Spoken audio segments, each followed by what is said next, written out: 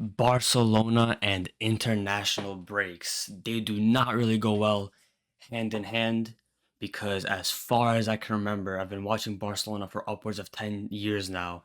And as far as I can remember, probably from the Luis Enrique era, every time Barca started a season well and they've gone to international break, they've always come back and just straight up crumbled. Losses, draws versus teams that they should be beating. It just hasn't looked good. Injuries all the time.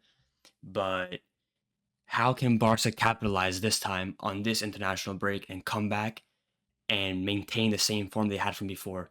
Let's talk about it. So, for many seasons, Barca would go to international break from the MSN era, Messi, Suarez, Neymar, even when they had a legendary team. They'd go to international break, they'd come back, and they'd just be off the pace. For some reason, you could never put a finger on it because it happened under so many managers with so many different players. Nobody could ever put their finger on it. And I'm a bit more optimistic this time around because this time Barca has a manager who goes by Hansi Flick. Now, Hansi Flick is a manager, a person who has a higher degree of interest when it comes to intensity, when it comes to mentality, when it comes to conditioning. And that's why a lot of Barca fans, a lot of people on the internet are interested now and they're excited about the fact that Barca competes in games for 90 minutes. They don't just press for the first half or just start increasing intensity towards the end of the game. From the first minute to the 90th minute, Barca is playing intense football now under Hansi Flick so far this season. And of course, the injuries always are detrimental to Barca, but right now Barca already have injuries, and whoever's been going to the Spain camp or whatever national team they play for, only Fermin has been injured so far, and Barca usually has like 3 or 4 injuries per international break. Barca right now, other than Lamine Yamal, Pedri, and Dani Olmo, they do not have too many players, especially from the main starting 11 that are on international break. And if we take a look at Barca's fixtures after the international break, let's see who they have. Barca have Girona away, which will be a very difficult game. Now, of course, Girona is a great squad. They proved it last season. Michel, the manager, knows how to set up his team. They've lost Savinho, they've lost Dovik, but they still have been performing well this season. Monaco away is going to be Barcelona's first Champions League tie this season under the new manager Hansi Flick. As an away tie, Monaco will not be an easy match. Then after that, Villarreal away.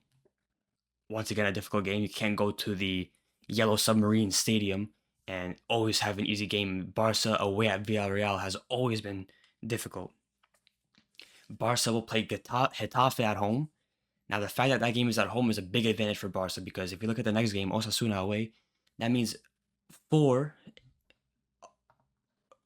or 4 of Barca's games in September will be away matches. And the fact that the game against Getafe being one of the most, we know what type of teams that park the bus, a nasty team. The fact that that's going to be the only home game is a bit more of an advantage rather than if it was Getafe away and Osasuna at home. But what Barca needs to do here, what Hansi Flick needs to do here is make sure that the team is well conditioned. They can be prepared mentally, but they need to be well conditioned because a lot of players on international break, they play some 30 minutes here, some 45 minutes there. It's very friendly-ish.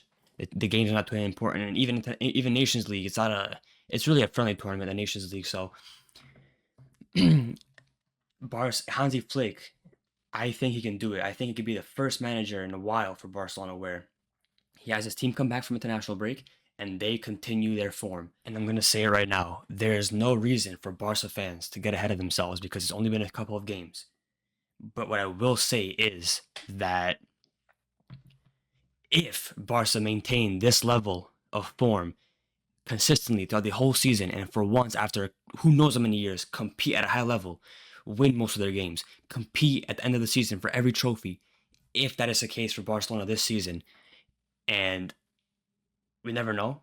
Obviously, they start well usually, but sometimes they just die down effectively towards the end of the season. But if they maintain this consistency at this level, and the primary reason for Barca's shortcomings this season was to be Ter Stegen, it would be an absolutely shocking scenario because Barca now, I don't even want to be against Ter Stegen, but Barca now have had Ter Stegen for 10 seasons, and over the course of the last couple of seasons, Barca fans have really turned on him because even at the goal you see he conceded against Rayo Vallecano, he was literally on the near post. He was hugging the near post, and he still conceded a goal at the near post.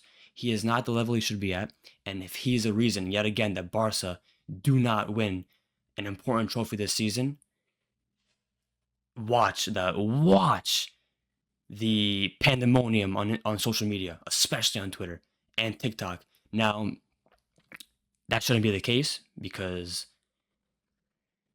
if the whole team's performing well, then surely the goalkeeper should be performing well as well. But there were times long ago where the whole Barca team would perform well, and Ter Stegen would be the reason that they lost. Laporta this morning came out in a press conference at the club and cleared the air a little bit about the summer transfer window and really how uncertain it was because the media was saying one thing, Laporta was promising another thing, and what really happened was just a bunch of sales, a bunch of exits, hoping that they could register Dani Olmo.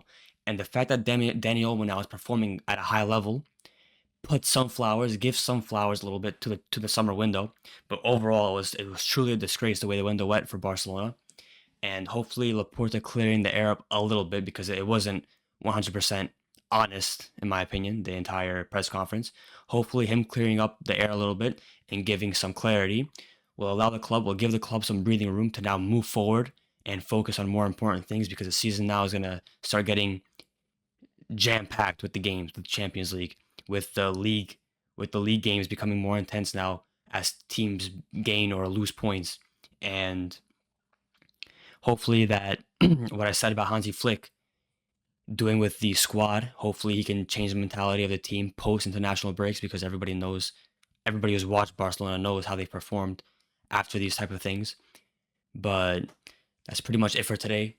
If you guys have any comments, please write them down because I love talking about this team, and the start of the season this season has definitely given Barca fans some newfound energy, some newfound enthusiasm when it comes to watching Barcelona.